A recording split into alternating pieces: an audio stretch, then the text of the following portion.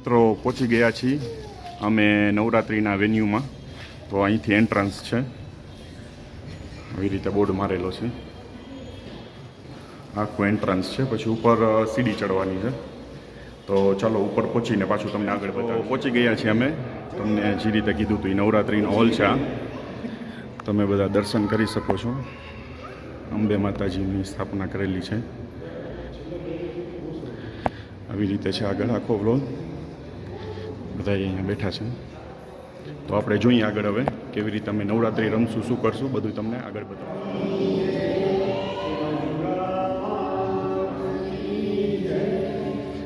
Friend જોઈ શકો છો તો માતાજીનો ગરબો છે ઉપર ચડાવ્યો છે અને અત્યારે હવે આરતીની ને બધી પ્રિપેરેશન ચાલે છે.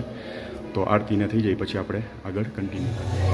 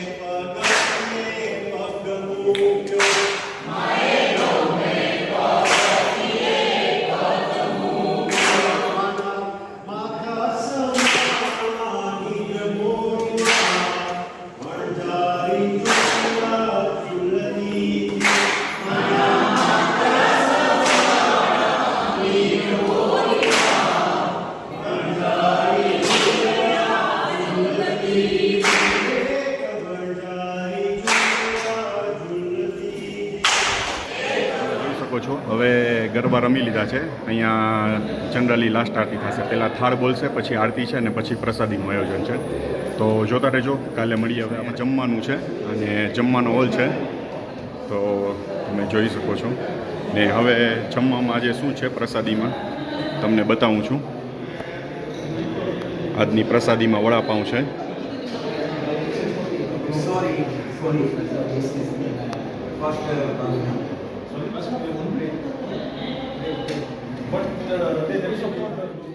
જય બાલાજી ફ્રેન્ડ્સ. તો પહોંચી ગયા છીએ અમે બુકાઉ કોંગોથી આવી ગયા છીએ અને કાલે રાત્રે અમે બહુ એન્જોય કર્યું.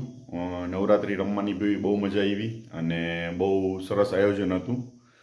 કોટેચા પરિવાર દ્વારા આયોજિત નવરાત્રિ હતી ત્યાં, અને એ લોકો દર વર્ષે કરે છે. જનરલી અમે બી દર વર્ષે અહીંયા નવરાત્રિ કરી છીએ, અમારા ઘરે જ થાય છે. પણ આ વખતે ફેમિલી અહીંયા નથી, એટલા માટે નવરાત્રિ નથી કરેલી અમે. એટલા માટે આ વખતે અમે બુકાઉ ગયા હતા કે ત્યાં કેવી રીતે નવરાત્રિ કરે છે, કેવી રીતે નથી કરતા. કેમ કે હું બી ઘણા વર્ષથી અહીંયા છું, પણ મેં બી ક્યારેય બુકાઉની નવરાત્રિ નથી કરી. તો તમને બધું બતાવ્યું છે ફ્રેન્ડ્સ, વિડીયોમાં બી છે. તો હવે અમે ઘરે આવી ગયા હતા આજે સમથિંગ સમજો ને 3-3:30 વાગે અહીંને આવી ગયા હતા બપોરના. પછી બહુ થાકી ગયા હતા તો સૂઈ ગયા હતા. અત્યારે જસ્ટ ફ્રેશ થઈ અને વ્લોગ ચાલુ કર્યો છે. હવે તમને બતાવું કે જમવામાં શું બનાવે છે પીટર, અને પછી આરતી કરવાની જ, તો આરતીને બધું રેડી થઈ જાય પ્રસાદ, એટલે એ બી બતાવું તમને. તો ચાલો આપણે આગળ. તો જમવામાં પીટર તૈયારી કરી રહ્યો છે. તુવેર દાળની ખીચડી બનાવવાની છે અને રીંગણા બટેકાનું શાક છે. અહીંયા સલાડની પ્રિપેરેશન કરે છે અને સાથે થોડીક રોટલી બનાવશું. તો પીટર બનાવી લઈએ એટલે આપણે તમને બતાવશું કેવું.